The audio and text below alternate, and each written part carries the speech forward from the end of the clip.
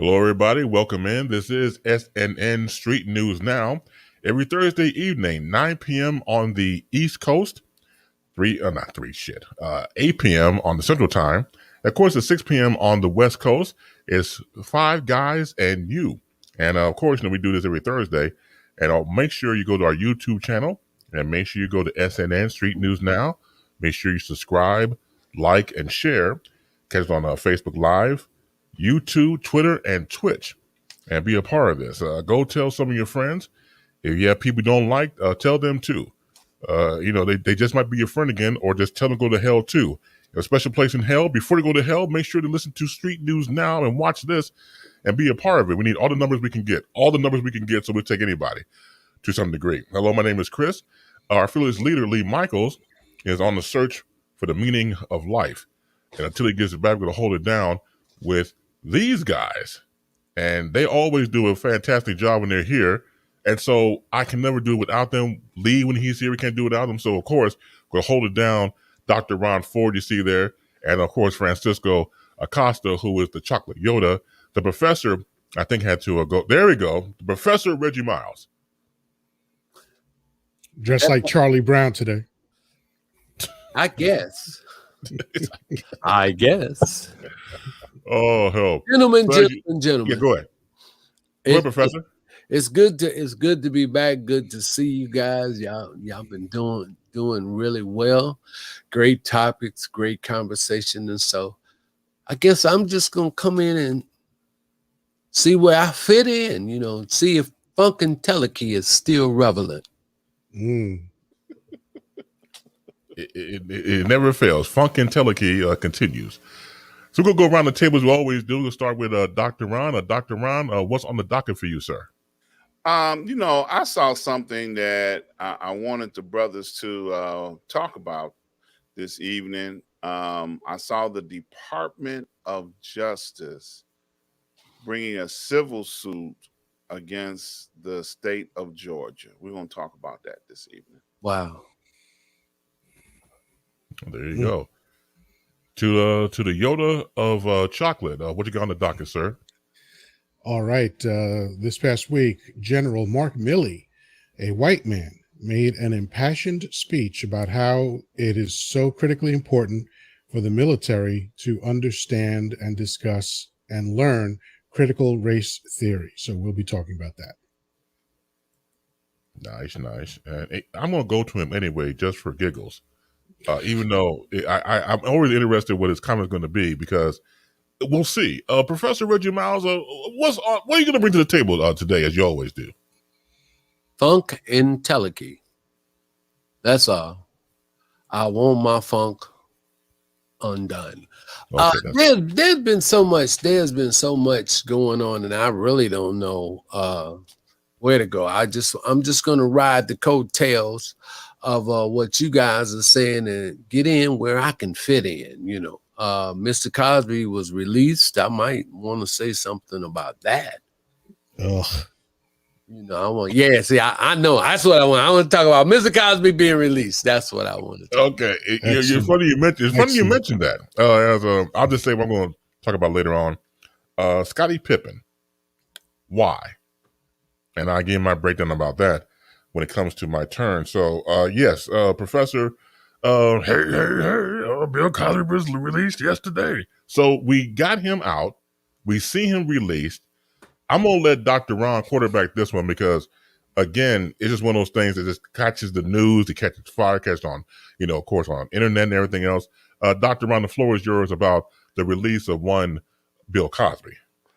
Well, personally, I'm glad that he's out. I think that they gave the man far too much time for what he was accused of. And now that the Supreme Court of Pennsylvania came back and released him and included in their judgment that they cannot go after him for this again in Pennsylvania. So I think that, he's not a threat to anybody, 84 years old. He's been in jail for 2 to 3 years. He's out on the street now. I know it's a slap in all the old Caucasian women's faces who wanted to see him locked up forever and ever. but it's not happening. It's not happening. So he's out. He appears to be in good health. As a matter of fact, some people were saying on yesterday that not only was he out, now he can see real good. They were talking about, man, the man was walking around, waving at people like he can actually see them. So I thought that was pretty good. The fact that he can see after being locked up for such a short period of time. I thought that was quite interesting. So I'm glad to see the brother out. I know some people probably feel like it's a miscarriage of justice, but I think he is he's not a threat, and let the man go home and sit down and enjoy some of his work that he have positive things that he have done through the course of his life. He's done a lot of positive things, so that's the good thing about it. That's where I'm going with it. Well, Dr. Ron, let me ask you this question real quick before everybody jumps in. Because of what he's gone through in the past 2 to 3 years, and prior to that, all these different allegations that come towards his way, has his legacy been tarnished? Yeah, man, he's got mud on his legacy. Yes, he does. I'm gonna quote like my good friend the professor would often do. What have you done lately? Okay, so they don't remember the good that you have done over your lifetime. All they do is bring up, what his that latest. pesky thing about raping women. They interrupt the legacy of what he did with that pesky little detail about rape. Well, see, you keep saying the word rape. Were you there? That's a silly question, and I won't engage it. Well, no, it's not a silly question because it's an extremely silly question. If you want to have a serious conversation about it, I'll be happy to. But asking me if I was there is silly. Because the reason why I say that, there are many people that have been accused of things and have found to be later not guilty of what. And this isn't one of those times. His conviction was not overturned. He was let out on a technicality.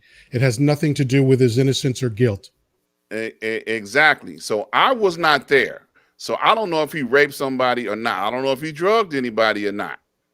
Okay. I'm going by what the alleged people said he did to them. Okay. And I give the man the benefit of the doubt. There are many people that have come forth and said he's not capable of doing things like that.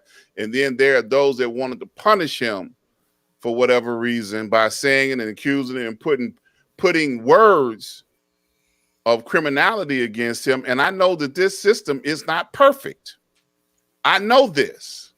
Okay. So when I cannot say I saw with my own eyes and I witnessed the crime taking place, the ones that's doing the accusing, I gotta be suspect. Okay. Because I know women have a tendency to say things happen to them because they change their mind, but that does still make it rape.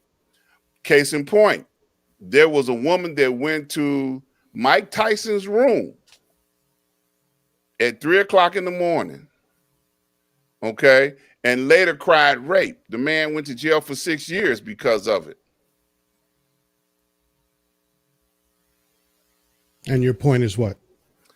There's people that say things and then try to back it up and prove it. Mm-hmm. But does that mean that everyone that says things does that? Are you saying that because this young lady might have not been telling the truth, that all women are not telling the truth? That's not what we're not talking about. All women. We talking about. So then, what is your point? My point is that women change their mind and they say things that they might not have wanted to do, was not their original intention, and so they have a right to change that. They have a right to change their mind. But all women do that. You said women change their mind, so all women do that. Okay, I'm not saying all women. Okay, because you did. You just said women change their mind, which implies all women. Women in generality. Mm-hmm. Okay, there are some women, not all women. Some women have been genuinely raped. Okay. And is it possible that these over 50 women that came forth with allegations are among those that were genuinely raped? It's a possibility, but I wasn't there. Right. Well, I'm glad the legal system doesn't hang on whether you witness crimes or not, because that's not how the legal system works. It works on a jury. And in this case, these people heard the evidence that we did not hear, and they voted to find him guilty. So the only reason he was let out has nothing to do with not committing the crime. It was a legal precedent that was just a procedural thing. So what does that say? Just because he was let out, he's innocent? No, that's not what that says at all. His conviction wasn't overturned. It was just a faulty prosecutorial thing that happened in a previous civil case that tainted this whole circumstance. But no one has said that he didn't commit the crime. He confessed his innocence. He also previously confessed to drugging women in court. Okay, so if his so is he lying? Count? Is he one of the people that are just saying things about himself and making it up? Did he make that up? I do know that. But did he make it up? Did he make it? Please answer the question. Did he make up the fact that he confessed to drugging women? Okay, let me ask you a question, sir. Have you ever not been until involved? You answer my question. I'm answering. If you don't want to answer mine, I don't want to answer yours. Okay. What I'm trying to get you to hear me say is that people will confess. So you didn't answer doing things doing things just to get a plea bargain. So you're not answering the question because it wasn't about a plea bargain. It wasn't about a plea bargain. You don't know the facts of the case. He confessed in court previously to drugging women and having sex with them. He did that. That was his own testimony about himself. So was he making that up? I'm saying that it could have been part of something that was prearranged because people do that. Nope, it wasn't. What if you don't know the details of the case? It makes no sense to speculate about it. Well, once again, he said what he had to say at that moment. So he was lying? It's a very strong possibility he had to say that. Boy, that's a lot of benefit of doubt that you're giving him. When you don't trust his own words about himself, then you know there's really nowhere to go with this conversation. Well, it's somewhere to go. Go ahead, Professor. Yeah, it's somewhere to go. You know, I just believe the man, period. Because whereas you don't like the man. So I just believe the man. I want to believe the brother. I just want to believe the brother. That's all. That's all. I'm believing him. That's Reggie, all. I'm actually believing him. I'm saying I believe what he said when he confessed.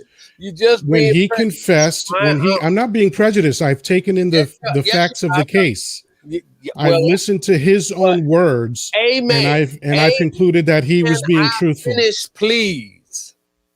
Did I knock myself out? I must have knocked myself out. Yeah, get back in there. Yeah, I must have knocked myself out. Man, what did I do? Did I hit this thing? Okay, Maybe you turned off the camera? Yeah, I know. I think that, but how did I do that though? I wasn't even holding it. So maybe I just better switch the camera. Okay, there you go. There you go. I don't know how I turned off the camera, but listen. It's that fucking telekey. Keep going. Yeah, now you know what to say. All right. I mean, history to me, soon as a black man gets to any plateau, it's always been the history of the courts, to always pull a black man down. That's just been going on for the longest. What brother made it to the finish line, without some type of scandal? So, and it's just so easy to make a call to them 900 women he raped. Because, if the elite want to bring you down, they're going to bring you down. It's like the big lie, like they told us. They say one man killed President Kennedy. That's what they said. 3 shots this dude fired in 3 seconds to kill the president of the United States. The bigger the lie, the easier it is to get people on different sides of the fence. So I'm gonna give a brother all the benefit of the doubt, because he said something and he did something to the elite, and they made a call. They got the call. And just out of curiosity, Professor, can you say exactly what he did to the elite? I don't know. You never know what when you Gotcha. make. So this is all just speculation. Got it. Absolutely. Okay. And it's the same thing you saying too. It's just no, I'm not speculating, Professor. I'm quoting the man himself. Francisco, you could say that, but you turn it out and you can make it to come out to be what you want to believe. Which sounds like what you guys are doing. That's exactly what I want to believe. I mean, I ain't basing it on nothing. I just think the brother is innocent. That's all. That's all. Because I don't know why a cat with all that money would have to rape anybody.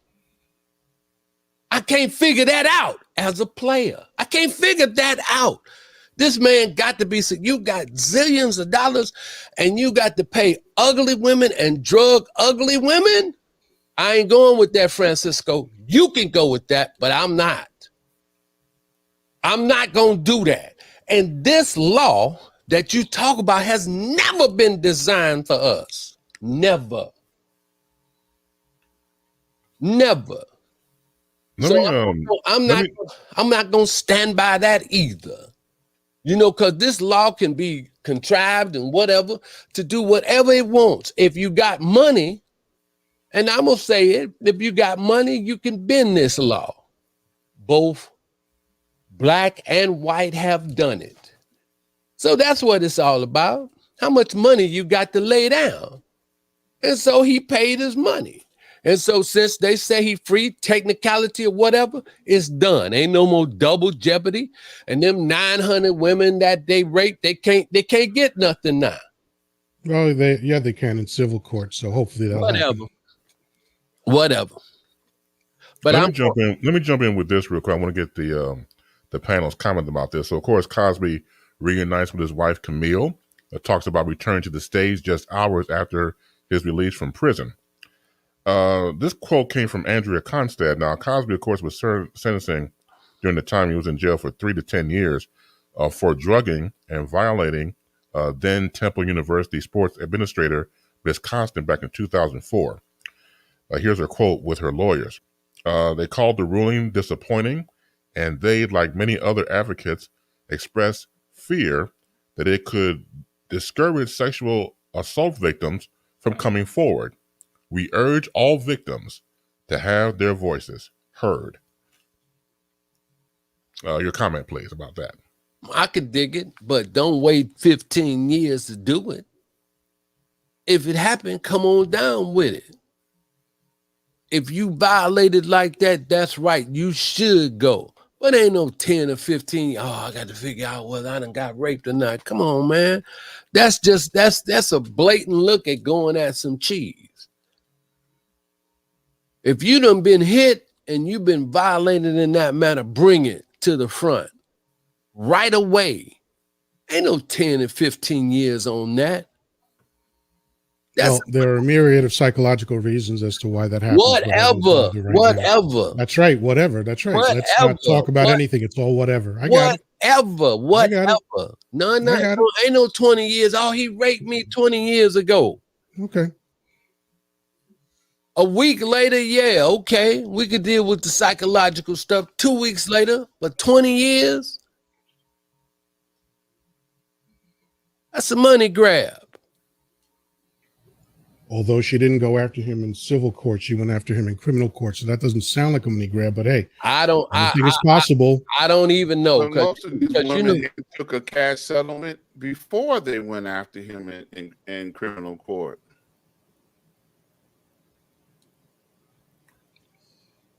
Okay. Well, let me say the following.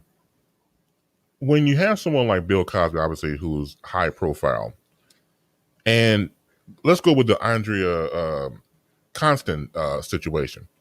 If you weren't guilty, why you cut the deal to keep it quiet? Because it seems to me, just once again, if you're in court and you're innocent and you're screaming to the heavens, look, I didn't do anything. then okay, let's go to court. We're going to ride on it. It's going to be, your word against mine. But the fact that you took the deal and cut the deal outside of the court to Miss Constant, it gives you a bad light. And plus the fact that he's on record, for drugging and violating her during this time. So it seems to me that if you're innocent, you plead it out, you get your lawyers, everything, work on the case, and go through it. Because you don't want that on your record. But if it's a MoneyGram like you talked about before, Professor, then look, I don't know if it was me and I didn't do anything, we're going to court. Yeah, well, you never know the chicanery that goes on with this law thing, and then they twist it up and then it gets put out. We don't know what to believe. I haven't even looked at the circumstances on the case at all. And I don't even care because I'm going down with I'm not going to be no cat that's up in no celebrity stuff and worrying about what another cat do, to be, ratings pull. Or whatever. I'm not dealing with that. If the dude went down like that, why is his wife still staying with him? Is she nuts? Well, just since you mentioned something about celebrities, I can remember some years back when Charles Barkley was playing basketball every night, different time, going out to local bars and saloons.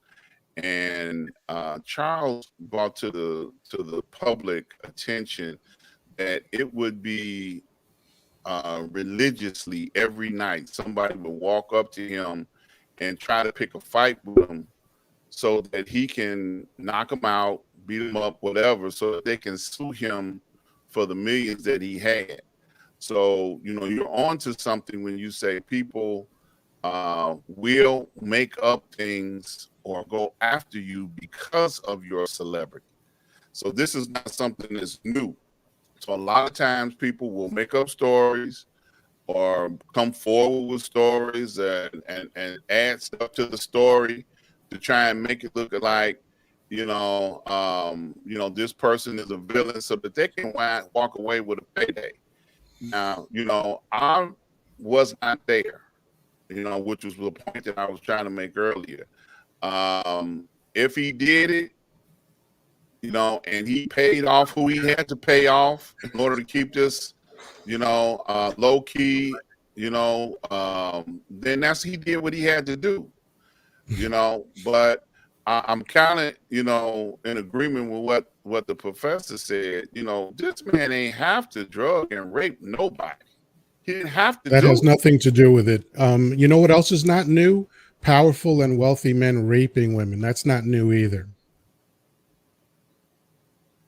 Yeah, I agree with you on that one. That's true. Yep, that is not new.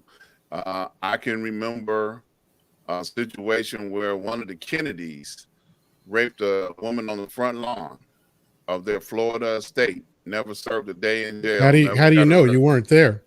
Well, I'm telling you what the media said, just like what you're saying, what the media said. No, I didn't quote the media. I quoted Bill Cosby, but you weren't at this thing, but you're confidently saying someone raped someone. So which is it? Do you know when you're not there, or do you not know when you're not there? Okay, well, the media said, quote unquote, just like you're quoting what the media said. No, I didn't quote the media. I quoted Bill Cosby. Okay, so you were at the press conference? I did. Listen, again, we're getting into silly territory. If you set the standard that if you're not there, you don't know, then there's no point talking about any crime at all. So then let's move on. All right. Let the man be free. I ain't mad. Yeah. I'm glad he out. Right on. He ain't gonna do no more Jello pudding pop commercials and stuff like that. But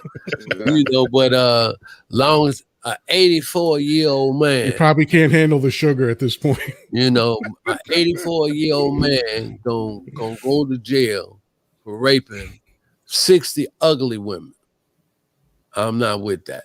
and I got zillions of dollars.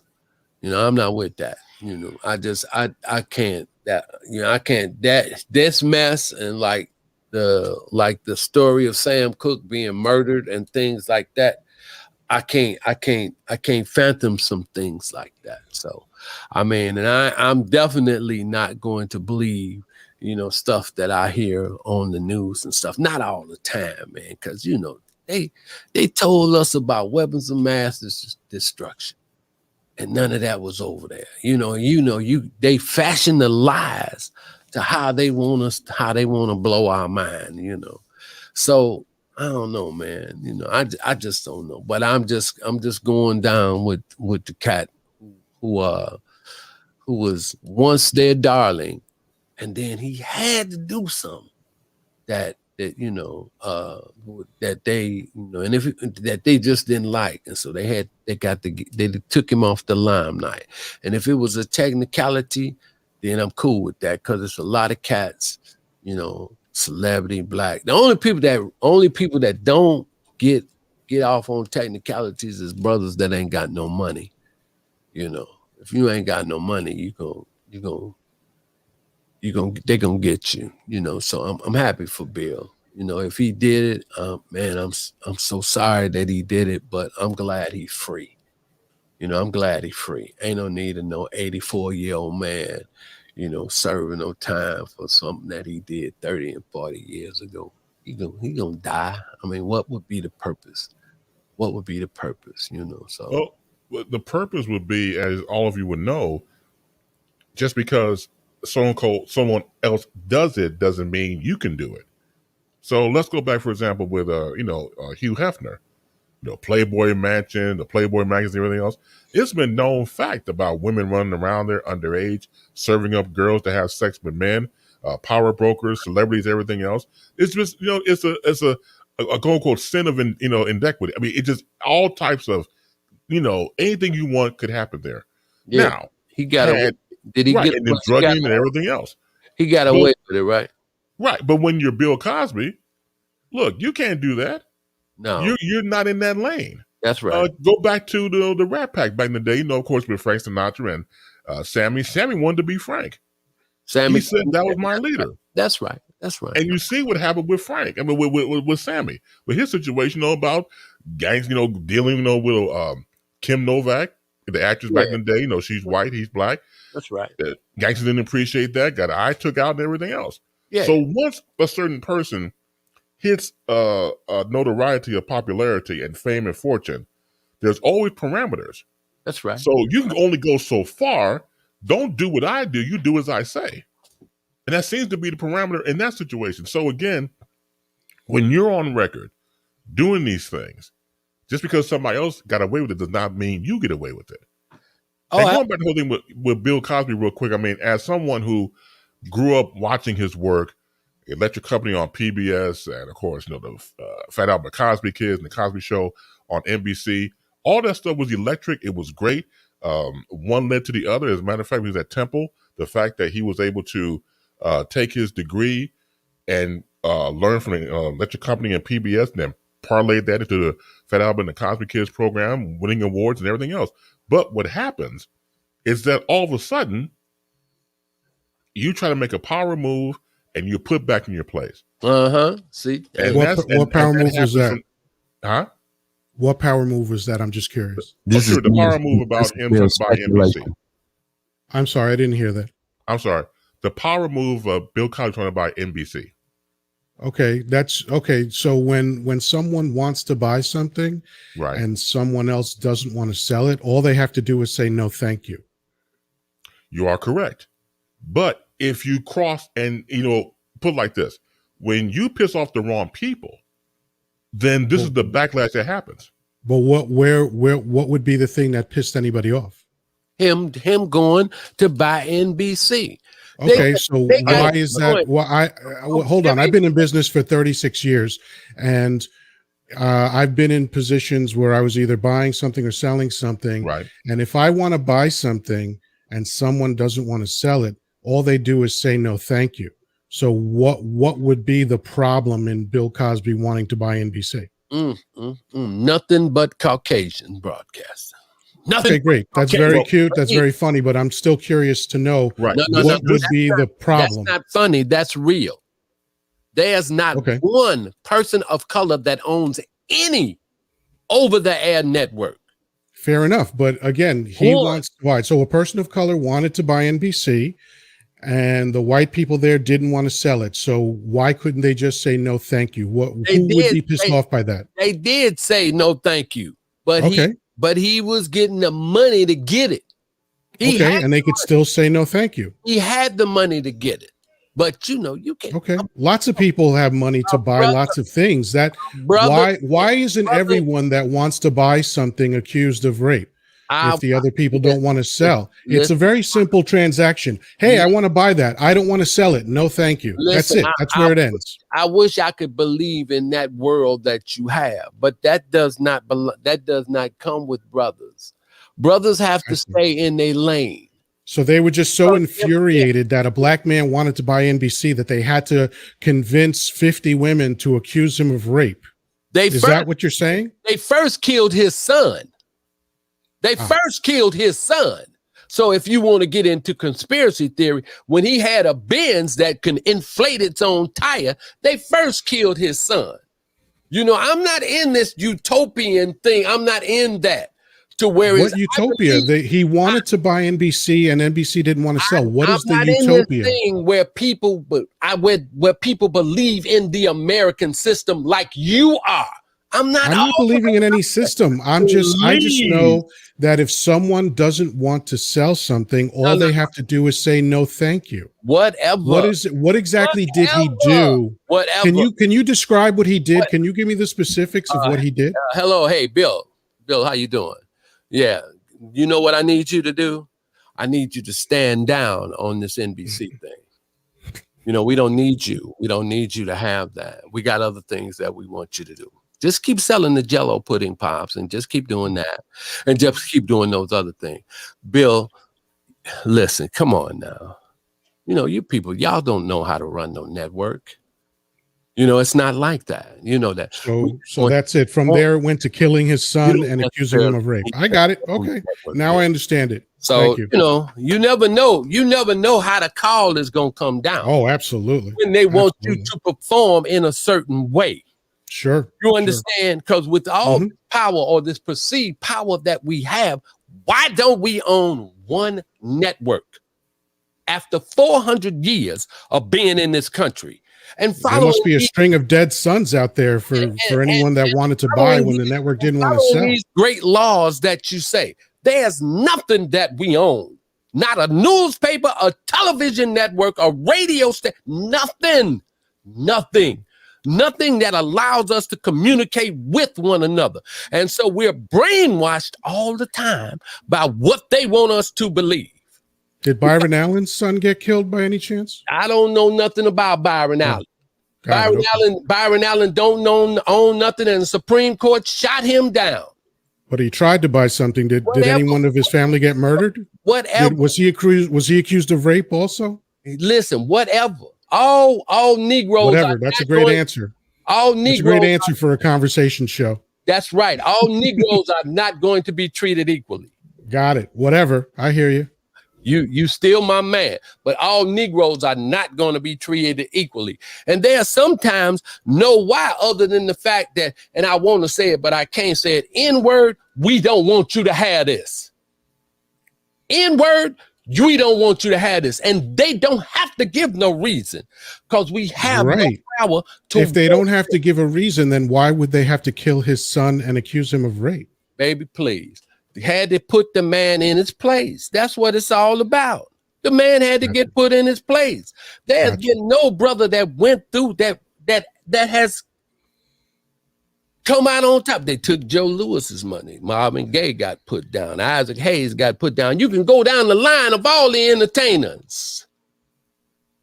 They killed Sam Cooke. You can go down the line of entertainers. It's history. It's history. Yeah, I guess LeBron James and Gladys Knight and a few other people, man, Michael B. Jordan, they all better watch out. We don't know. They're all black entertainers. And they should, because they can't get together to do anything for us. as a people. There should be a black bank that's just funded by them.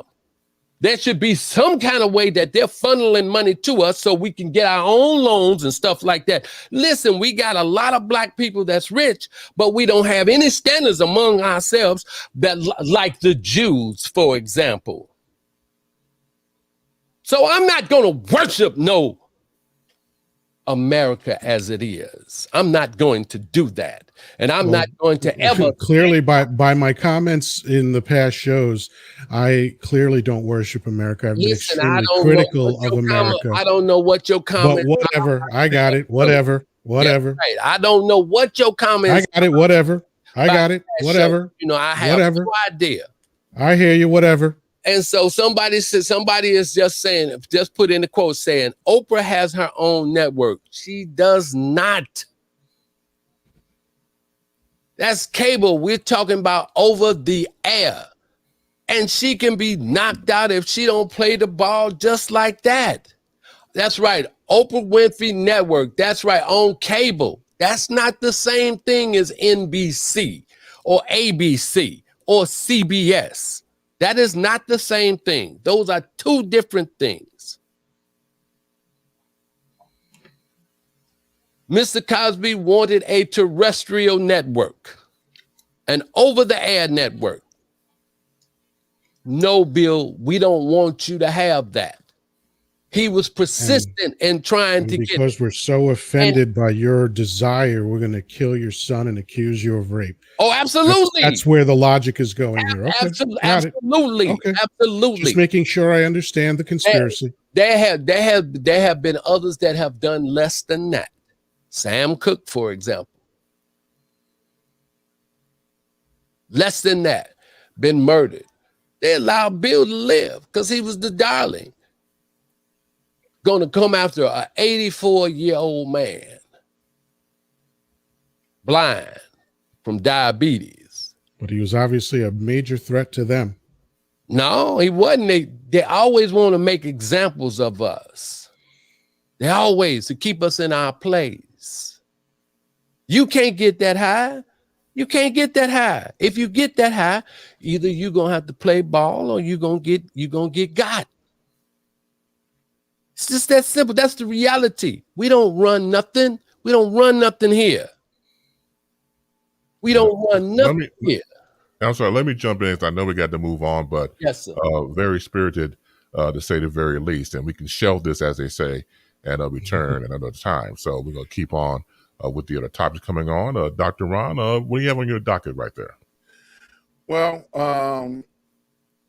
I ran across the Department of Justice website, and I encourage people to go over and take a look at it and read this. The Department of Justice filed a lawsuit against the state of Georgia to stop racially discriminatory provisions of new voting law.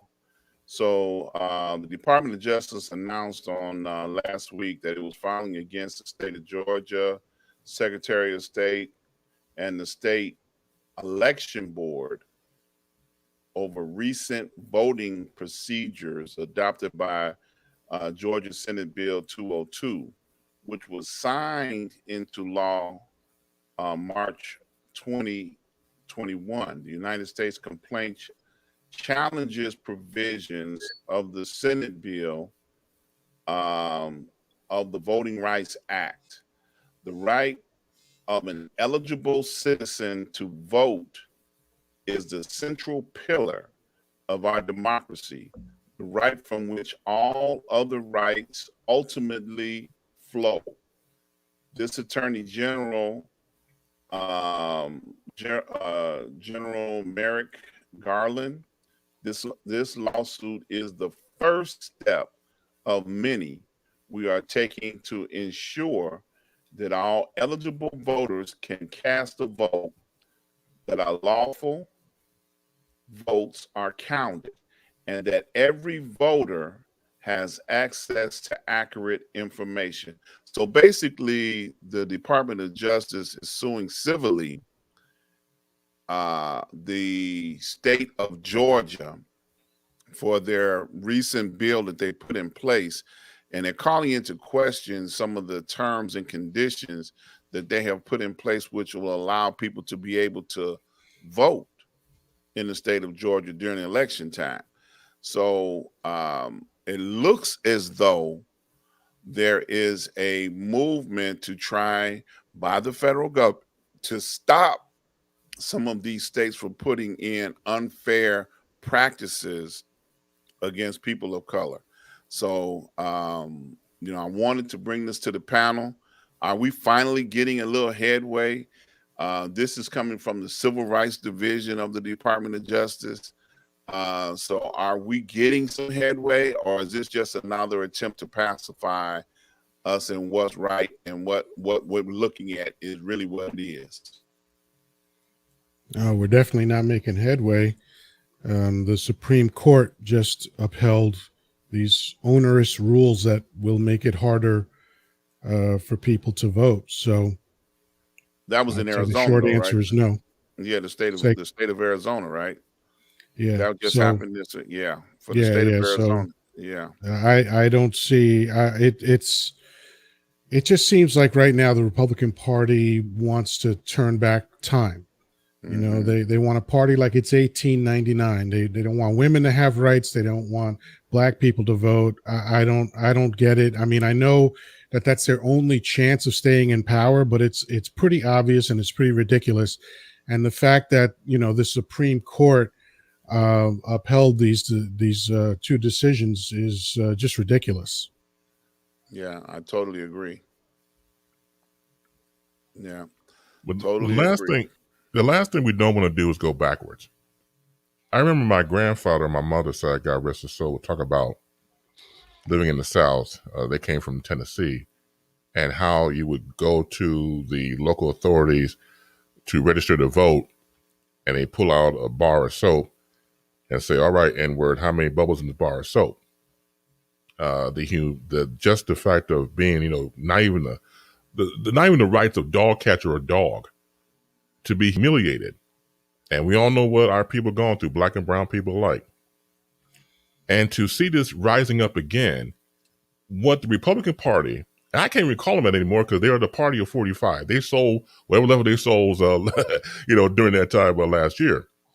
When you look at the party now, they're going to make sure the fix is in to create this environment of voting registration, of voting, to make sure that what happened this past election would not happen again. So you put the fix in now, in the next 4 years, and say another 45 or somebody like him or her with that same mentality, they can push out to the forefront and then have, as you say, cook the books, fix the numbers to make sure that it goes in a direction. I don't trust anything that party does. Just period. Because they're too methodical. They don't even know who they are anymore. They let outside influences come in and take over. They have no spine, no backbone, no soul, no nothing. So the fact that we have to get on top of this and make sure it doesn't happen, we have to use our voices for something. Because if we don't, voter registration will be a problem. It's going to be, once again, like, you have the ID, then they're going to tell you, who was on your mother's father's side, and everything is going to be convoluted to make sure you are discouraged not to vote. The fix is already in. So we have to fight back, because if we don't, I don't know about you guys, but I do not want another 45, anything coming close to him. Yeah. And that's what they're trying to, in my opinion, that's what they're trying to, galvanize, on the low. Yeah, this is reminds me of when a group of men decide to rob a bank, and what they do first is blow up the gas station across town to create the diversion. Because on paper it makes no sense that the Republican Party has galvanized around dump, but with regard to the real levels of power in America, it makes perfect sense, because he helps them stay in power. For some reason, even though he's a massive loser, never won the popular vote, was impeached twice, which is more than any other person ever, and just lost overall in the second election. So Why are they doing it? Because he is a phenomenal fundraiser, and they have attached hitched their wagon to his star, something like that, in order to just keep the money train going and to stay in power. And it's sad and it's pathetic, and it has nothing to do with governance, and it has nothing to do with taking care of the citizens of America. Mm-hmm. You know, this civil suit that's going against Georgia attacks many of the specifics that they feel would discourage people in a great way. So this is, I feel, is a beginning. You know, if they are able to successfully execute a change in the state of Georgia, that will put many other states on notice that by inclusive of some of these regulations, because it's like a cookie cutter. They said, well, if Georgia got away with putting this in place, well, we can duplicate what Georgia did, voted in, bam. Now we got the same opportunity to impede people from coming out to vote, because people are going to get discouraged. You know, people do easily get discouraged, but it's I think it's a first step that the Justice Department is even acknowledging that this law is totally out of order and beginning the process to try to deal with it. Now, I know Arizona upheld their voting rights bill in the state of Arizona, but I believe that the Department of Justice got to make a move against every state that has made a move. And if they got to go one by one to check these rascals, then that's what they're going to have to do. They cannot not make a move against them. They got to make a move against them. Yeah, I agree. You know? Yeah. Professor, I know you got something to say. Listen. If there's not going to be a concerted effort by people on both sides of the fence to have people of color and other minorities vote, it's just a bunch of, I'm not going to even say the word. Everybody has to come together on that. This ain't no rep con, dem con. This is a people thing. This is a people thing. You know, the Voting 100%. Rights Act, voting rights law. Okay, everybody got to come together. Everybody got to come together. That's period. There's no doubt about it. Because listen, before people talk, well, the Republicans today. Well, the Republicans today was the Democrats. Okay. And the Democrats today was the Republicans. My granddad was never going to vote for no Democrat. He was a Lincoln Republican. So let's find out, first of all, let's find out who's for us, period. Who is for us? Who is for us? We can become a strong voting bloc. And they saw that. This is why they want to stop that by any means necessary. Yeah, they saw what Stacey Abrams did, right? You know, yeah, absolutely. So, but until both people on that side, people of color, and then Caucasian people, Hispanics, until we all come together to fight for the right for every American citizen to vote, regardless of who color. And you know, I'm done, man. You know, because they do this every 50 years. We've been asking to vote every 50 years. When is it going to stop? And the only way that it's going to stop is that when people come together to stop it, man. That's the one voting block that we have to deal with. And everybody got to put down their mantles and we got to go in it. Man, tell them, look, a real insurrection, man, y'all got to let the people vote. Y'all got to let the people vote.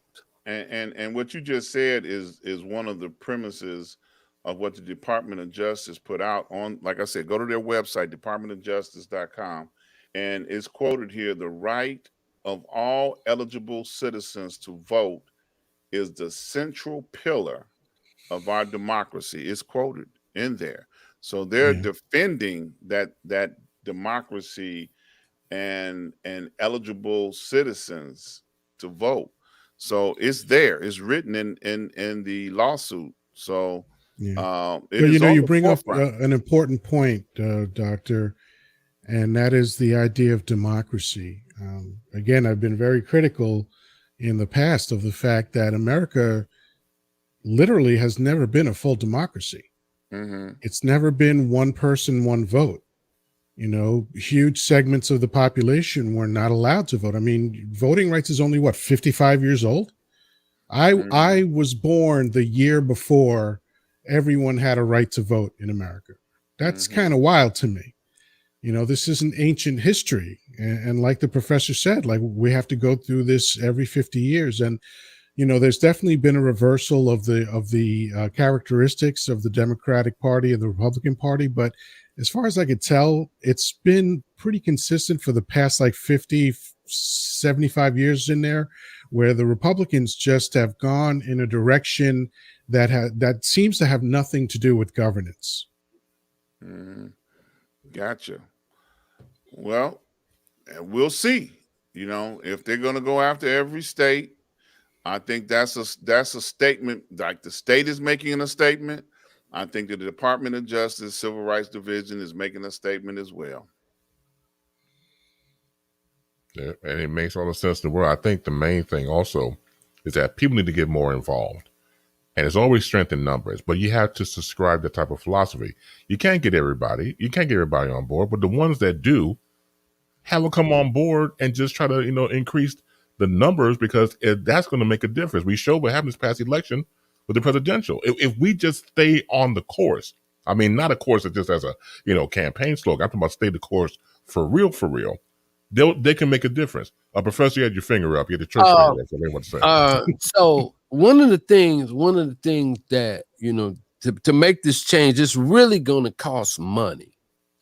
And if people just if it was just $5 that they could put to the right cause, so we can have enough money to buy television time and stuff. Because listen, that's when the Koch brothers and all them people go to do what they do to blow our minds, they invest millions in television, radio, so you can keep being bombarded.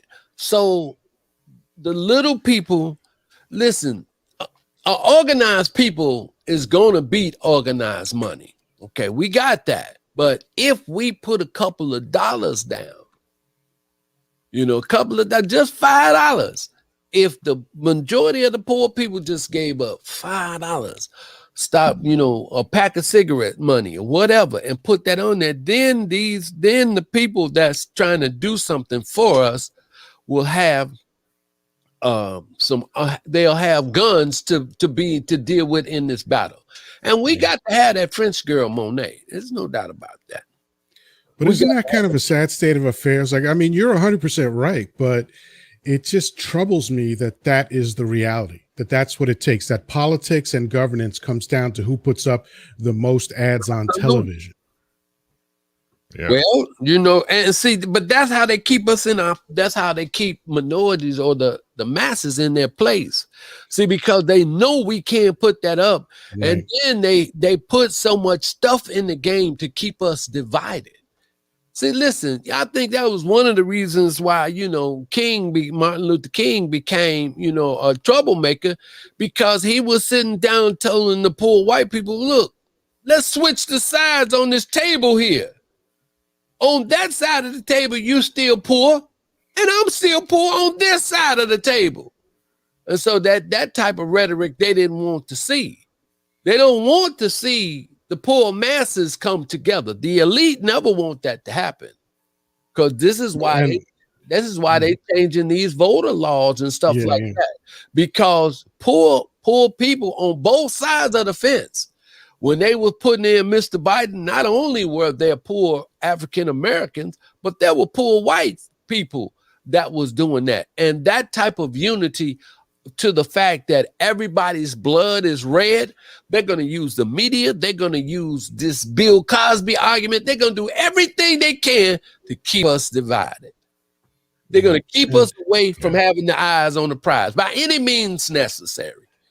And you know, to your point about the money, the only time Martin became a threat to the establishment was when the boycott was effective. Yes. When he affected their money, when he disrupted their commerce, that's when, everyone stood up. I mean, that's what you have to do to stand over the shoulder of a president while he signs your law. And, they obviously didn't like that he was able to do that. Exactly. Dr. King was phenomenal when and this is people I talked to that were actually there during this time, and they could understand the time. When you go from trying to free blacks in America to phasing trying to free America, that's a whole different conversation. Right. So the commonality became the Vietnam War. The commonality became minimum wage because that touches everybody. So it's not a black issue; it's an everybody issue. That's absolutely much strength in numbers. Right. So that's when he became dangerous. When he started talking to everybody, and everybody connected with what Dr. King was saying. Absolutely. And so that's what the elite or the powers that be never want. That's the same reason for the electoral college and stuff like that. The popular vote doesn't necessarily elect the president. They got this little college, whatever, just so that the people, the elite, can maintain the power, or they can control how the balance of power is going to be. I mean, if you're going to have an election, whoever votes for the other person the most is supposed to win. But historically, in elections in America, presidents with the popular votes have lost. They lost. Mm-hmm.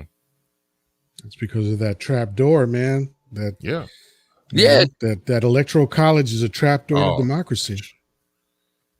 Damn, they gotta get rid of that thing. I mean, Jesus, they really do.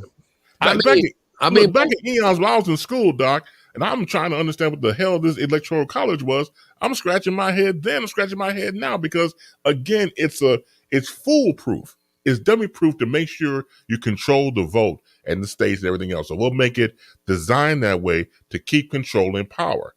Right. It's because nobody really can explain electoral. Look, you watch these talking head programs, CNN, MSNBC, whatever, even Fox. You get any expert on there and have him or her break down the electoral college, you're still confused. Right. Yeah. And it didn't work when there were 4 million American citizens, and it doesn't work. It works even less with 300 million citizens. So. Right. Absolutely. Because, look, you had to be smarter than the average bear. You have to do your research. You have to think. You have to ask questions. That's the only way you're going to grow and learn. But if you just go by what everybody else is saying, you can be led to anything. And I dare say led to slaughter.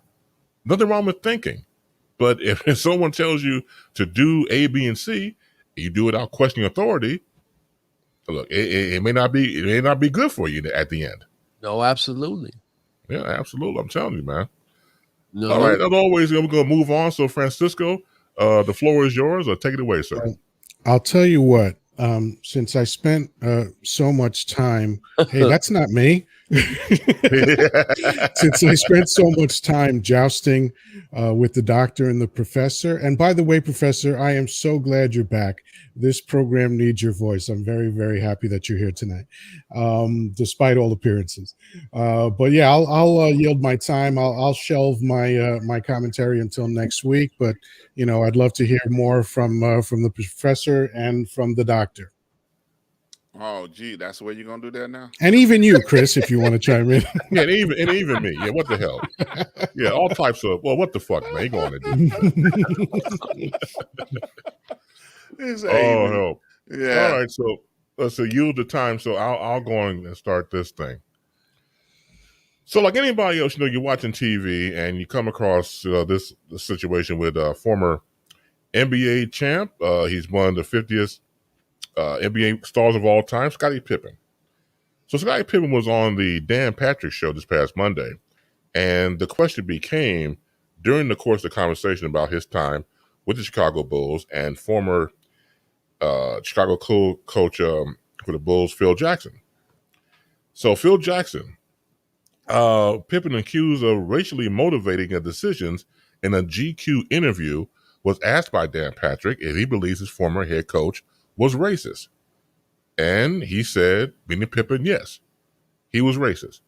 Now, if you're a casual basketball fan or not, stick with me on this. The week prior on First Take with Stephen A. Smith, So Stephen A. and the cohorts are doing their thing. They're doing the show live. And all of a sudden, Scottie Pippen chimes in during that time. Then him and Stephen A. Smith jaw jack back and forth. And then he, meaning Pippen, has a tweet showing that he's got there with this cigar in his mouth, and he's retorting back to Stephen A. Smith. Also, place product-wise, his bourbon called Digits. Mm-hmm. Then you fast forward to that Monday with an interview with Dan Patrick and everything else. And again, he's talking about the fact of Phil Jackson being a racist, that he felt that back in 1984 with the playoffs, that he should have taken the last shot and not Tony Kukoc, and that was a racial move and things of that nature. Now, regardless of how you feel about that, it seems to me, I mean, why are you barking now? It's been over 20-something years.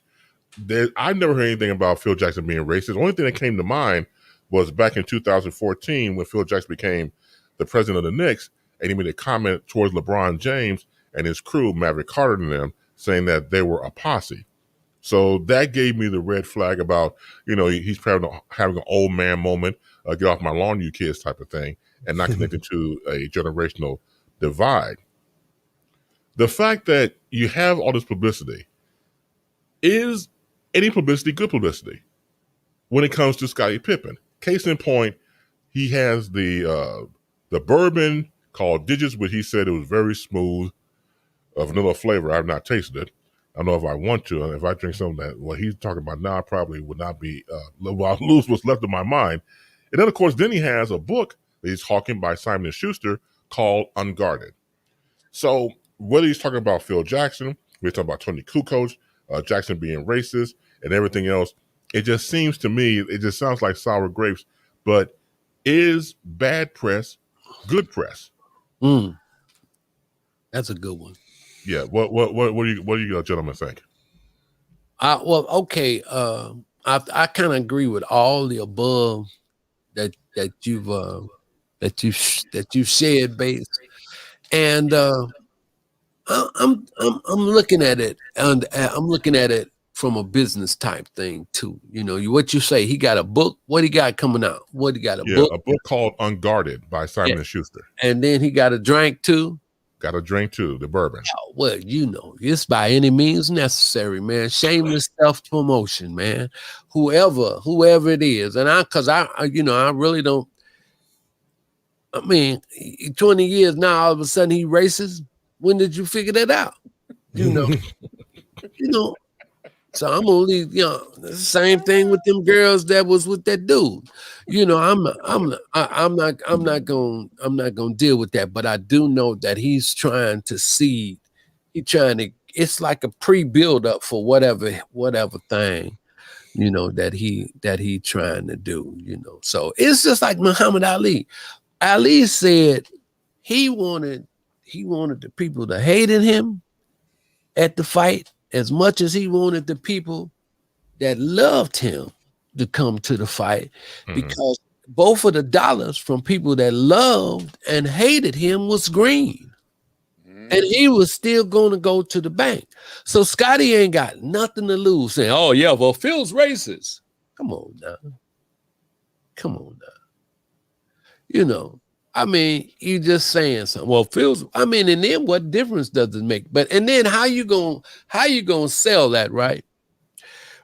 When you had Kobe, Phil, you had the Rod. I mean, Kobe. What's the other boy's name that he had? Oh, Shaq. Mm-hmm. Then you had the Worm. You had all these great ones. Dennis Rodman. Yeah, you had all these great ones, and they wanted to be with you. And then all of a sudden, I mean, at that moment, I can understand how Scotty was hurt. But then again, as a player, right? I understand, Scotty cool, but Scotty wasn't Michael. He was close to Michael, but he wasn't Michael. And so he knew to use. And Phil saying, well, I'm gonna use this rookie as a decoy. I'm gonna use Scotty as the decoy and give it to this rookie.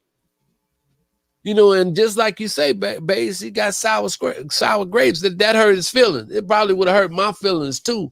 But Kukoc didn't miss that shot. No, he didn't. Yeah. It went in all net. Oh, and the thing about that is, look, don't get me wrong. I can understand about legacy. This was after Michael retired and started to play, that farm baseball crap. And it was Scotty led the Bulls to a 55 game, win, during the regular season. And they played the Knicks. And again, you're supposed to be the man 50 grand, but the design play is not for you. So you sit down at the end of the bench, you got Bill Cartwright in the ear, blah, blah, blah, blah, blah, trying to tell you, you shouldn't be doing this crap in the first place. It just looked bad. It just the whole thing looked bad. And as you said, Kukoc got the ball, all net swish. The plan worked. The play worked to perfection. Man, if Scotty had been out there, it would have been 8 dudes on him. Dudes from off the bench. Yeah. It would have been 8 dudes on him, man. And he wasn't Michael. But I understand how he felt. Because he felt like that at that point, he earned that. But the smart move is the smart move, or the coach was supposed to make that move, because if Scotty had missed that shot, oh man, that would have been added to the headache in the Detroit game. He would have had things piled up upon him, and where he said, well, he's never going to be a Michael Jordan. He's not Michael Jordan. Why put him in those kind of situations? I agree with Phil. Kukoc should have took that shot, and then because Scotty should have been the first one over there to congratulate him. That's just like the same thing when Paxson hit his, and when Kerr hit his. Right. The whole team was on Jordan. Right. The whole team, and that's what a coach is supposed to do. But to say he racist, I think he's saying that just to sell the book. And say, well, let me just call Phil racist. And then, well, let me see what's in the book. So I think that's just because, man, come on, man. You can't be with Kobe. And Kobe hugging you, and you got Horry, you got the Bill, the mailman, you got Ron Harper, you got all these players. And ain't nobody came out to co-sign what you said. So that was an isolated incident on his situation. And I think the reason why he's saying that now is just to sell the book. So it's a good move. Because we talking about it. Ali said, I don't care. Ali wanted more of the people that hated him at the fights, because their money was just as green as the people that loved him. And then he knew that the most of the people that loved him couldn't afford to come see his fight. That makes sense. Ali knew that stuff. So, the people was going to just hit him in the mouth. Just hit him knock his teeth out. Anything. And they was forking up big money for them ringside seats. And Ali was going straight to the bank. So I think Scotty is using that move too, Who gonna believe him talking about Phil racist? And Phil was doing that Zen stuff. Yeah, he was.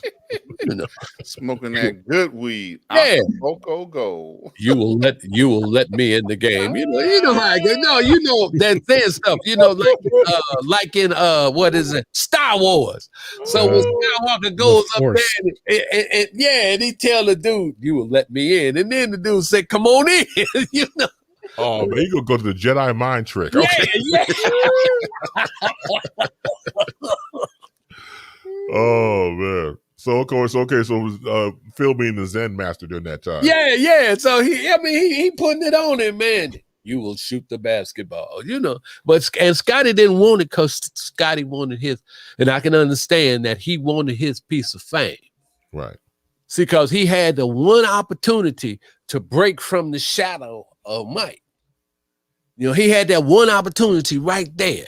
But and so it's easy to just say, oh, he's racist. It's easy to say that. But he's saying it 20 years later now because he got a drink.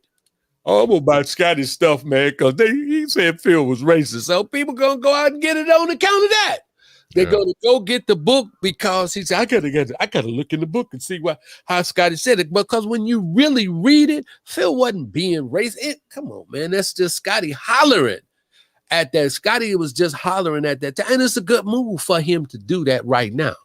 Because he want to get them pre-sales up. You know how that go, man. He don't care. And people that's gonna hate him, they're gonna go get that book.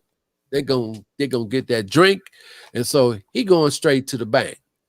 So I'm cool with what he do. Shameless self-promotion. I'm cool with, because I don't believe it. I don't believe it. I don't understand anything about shameless self-promotion. Oh, yeah, my man. Dude, you look. The Yoda couldn't even wait to the end of the goddamn show. He gonna do the mid-show. In comedy and timing, life is everything. Sure. Wait, what? Look. He brought home a point at that particular moment. I understand. Yeah. and you get in where you can fit in. That's right. That's absolutely right. Yeah, he brought home a point. But I think it probably was some issues with Scotty and the league at that time. Whether they were racially motivated or whether he was targeted because of who he was and what he was able to do. Playing in the shadow of Michael could not be a good place to be your entire young career. And then he was never making the money that he should have been making. Never, so he probably had a lot of issues, that needed to be addressed. Whether he brought some of these things out in his book, not sure. I do know that he's on a promotional tour right now. He just lost a son recently, so he's got a lot of hurt in his life at the moment. He just lost a son like within the last month or so. And he's got a lot of hurt going on. And the whatever alcoholic beverage that he brought out, he's trying to establish himself in a marketplace that his name was still good. Scotty Pippen, he was still being used by sports networks for doing commentary on occasion, but nobody ever really wanted to give Scotty the big money. Nobody, they've always overlooked him in a lot of ways. And even when Scotty was playing, he was credited for being a coach on the floor. He was the type of person when he went to Portland, he bought great things at Portland at the times and the playoffs and the seasons that he played with them. And he did good things. And he finally got some money playing as a player, because he was not able in Chicago. And everybody, if you go back over time, all the way back to Reggie Theus and A-Train and guys that go back, decades before Scotty and Michael, they used to say that the Bulls organization was very hard to work for. They used to say that. They used to quote, many times when negotiations and the front office were not favorable towards brothers. Okay. And, for him to come out and say it, like you say, 20 years later, at this moment where he's probably at a low point in his life, it might have just finally just came up out of his mouth, under his hurt and his pain. Because you understand, hurt people carry a lot of hurt and pain inside of them. And when you lose, a son and you're still trying to survive in this life, you say some things, and he probably really feels he has the verification to be able to say these things, I've had the privilege and honor to, meet Scotty. He used to hang out in the Cotton Club. That was one of his favorite clubs. And we used to run into him. He's a really nice guy, as a person. He was not one of them people that was always trying to shy folks away from him, get away from me, get away from me. you know, he would stand there and talk to you, you know, and he was a nice person. Okay. And it was not something you can fake. But you know, like the professor is saying, if you can make some money by saying what you're saying, if you get some attention by saying what you're saying, then do what you got to do, bro. Feed your family, you know, feed your family. That's the bottom line at the end of the day. And I hope somewhere along the way he's able to get some help for his pain, for his real pain. Yeah. You know, because he's got some real pain going on here. And that's what I hear. I mean, because you can actually see some of that in his face, though, too. You know. Yeah. I can go along with that. Come on, Yaddah. I know you got something, man. No, you know, like I say, I only speak when I can improve upon the silence, and I got nothing on this topic. Yeah. Oh man. Okay. Well, let me say this too about Scottie Pippen. I think also what happens in the competitive nature, and it could be even as simple as growing up with older siblings, and you get picked on, and you're the younger one, and everything else. And when you grow up, it's like, I can do this without you. I don't need you over my head or telling me what to do or being a second parent or third parent. I can do it without you. So, for example, you look at what Scotty was going through after Jordan left. I can try to win a championship without you. And then that pressure you put on yourself and trying to make that happen. Shaq and Kobe, when they were in the Lakers together, you know, Shaq leaves, go to Miami. Hey, I can do it without you. So that mentality, plus the fact that there's nothing wrong, and everybody's using it in sports terminology, being a Robin to a Jordan Batman. There's nothing wrong with that. You should embrace it. You wouldn't be where you are right now had not been you being the wingman to a Michael Jordan. That's or any other team you want to pick. That's what I was going to say. He one of the 50 greatest. 50 greatest of all time. Yeah, of all time. You know, here's a guy that was at Arkansas College or something like that as a statistician. He wasn't on the team. He was a statistician, and look where he evolved to even getting drafted in the NBA during that time. So there's nothing wrong with your place. I think certain people understand that, well, maybe, you know, the next elevation is to be, or elevation to be the next person or number one or the go-to guy. Sometimes it doesn't work out like that. Sometimes, you know, your lane is what you create. You give it a try, but you know what? It's not to diminish what he accomplished. Right. And like I said before, you know, people that had sibling rivalries over the years, you know, I talked to people over the years, you know, with their brothers and sisters, they got to get out of their brothers or sisters' shadow. I got to do my own thing. I got to do what's right for me and make my own name. And that type of thing can galvanize a person to try to make it happen for themselves. So I kind of parallel to that between the whole Scotty and Jordan thing. And like I said before, you know, yes, he's pushing the book. He's hawking the book. He's pushing the bourbon. I get all that. But, and again, why must you have to dig at someone to build yourself up? And to a degree, like I said before, about the loss, he could be grieving about his son and everything else. That could be it. At the same time, dude, you don't have to put people down. Right. To talk about people. But to see, the caveat to that is that the internet being so goddamn negative, that's what it thrives on. That's right. And I just believe he threw his hat in that ring. And then, you know, I mean, it was probably ill-timed, Dr. Ron, that he had a loss of a son, you know, but he couldn't get caught up in the whirlwind. And so he grabbed the first negative thing. Because, you know, he can't sit still and like be grieving over his son when he got all these investors. He got everything going for him right now, you know.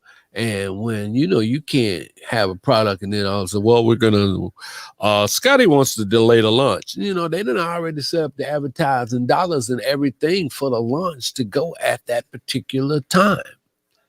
You know, and then, well, we're not going to, you know, he could have lost some stuff because they probably spent some millions and millions of dollars to get it started, you know, and then either way it go, it could, you know, it could have turned out to be a positive situation for him. You know, either way it go, you know, if he had waited, and he did the smart thing, you know, he went on and said the negative stuff. And then because now he got a hit.